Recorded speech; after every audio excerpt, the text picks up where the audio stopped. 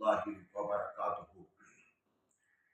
الحمدللہ حمدا کثیرا طیبا مبارکا فیہ، حمدا بلا شرک وبلا عیب وبلا ریب وبلا مدد، والصلاة والسلام علی اشرف الرسل وخاتم الرسل، اما بعد۔ لقد کان لکم فی رسول اللہ اسوۃ حسنہ، وقال فی مقام آخر وإنک لعلی خلق عظیم، صدق اللہ العظیم۔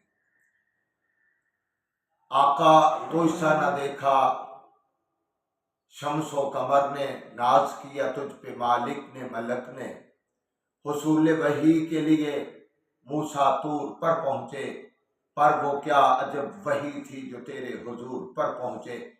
معزز سامعین و حضرات، اس آیت مبارکہ کے اندر سونے نبی جناب محمد الرسول اللہ صلی اللہ علیہ وسلم کی ایک خوبی جس کو اخلاق کہا جاتا ہے۔ اخلاق آدمی کی ظاہری شکل و صورت، اخلاق آدمی کا بول بلاد، آدمی کے معاملات، یہ تمام کے تمام اخلاقیات کے اندر شامل ہوتے ہیں۔ تو ہمارے نبی صلی اللہ علیہ وآلہ وسلم کو اللہ رب رحمان نے خاص خوبی کے ساتھ نوازا ہے۔ جتنے بھی پیغمبر آئے اخلاق تو سب کا تھا، لیکن اعلیٰ اخلاق اگر ملا ہے تو ہمارے پیارے نبی صلی اللہ علیہ وسلم کو، کیونکہ آقا علیہ السلام نے فرمایا انما بعثت لأتمم مکارم الاخلاق، میرے اللہ نے مجھے مبعوث ہی اس لیے کیا ہے تاکہ میں تمام اخلاق کے مراتب کو پورا کر دوں۔ اور اس کا نتیجہ کیا نکلا؟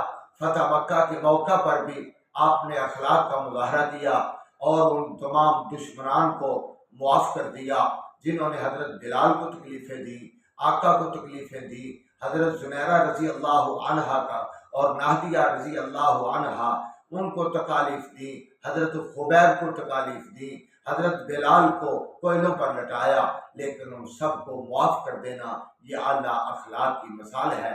اللہ مجھے اور آپ سب کو سونے نبی کے پیارے اخلاق کو اپنانے کی توفیق عطا فرمائے۔ وآخر دعوانا ان الحمدللہ رب